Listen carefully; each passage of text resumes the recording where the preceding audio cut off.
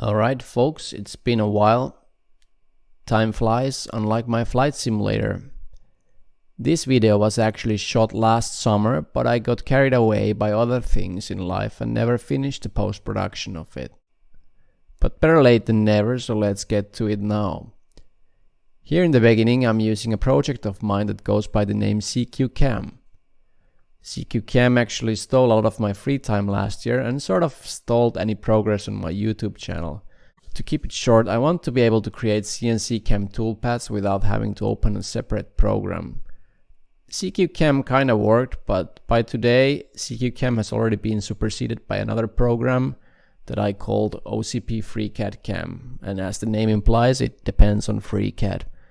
Anyway, after creating the toolpaths, I go ahead and sanity check the generated G-code in an external service, and once everything looks good, it's time to power up the dusty old CNC machine and start milling.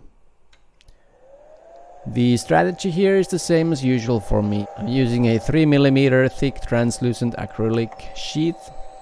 Translucent means that it's white but partially transparent, so light goes sort of through it. Really good stuff for backlit panels. Unfortunately, I remembered my feeds and speeds completely wrong and the cut ended up with quite a rough finish, but fortunately that could be fixed still by using a little bit of sandpaper. So yeah, after sanding it, it's quite nice and shiny. Then we proceed to painting, starting with 2 or 3 layers of black primer. The one I use here is Maston 520, which is an alkyd paint.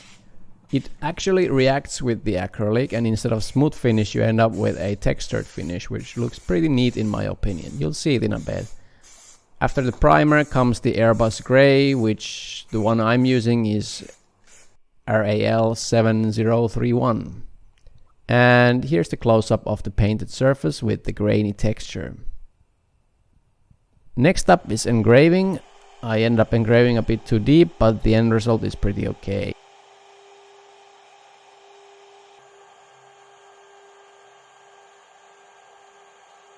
After engraving, I still apply a few coats of matte lacquer to protect the paint.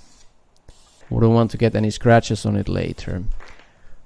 So now we have a panel. Next we need to make the big button switches, and most likely that is going to be the theme of the next video. Stay tuned, it should be interesting. Thanks for watching.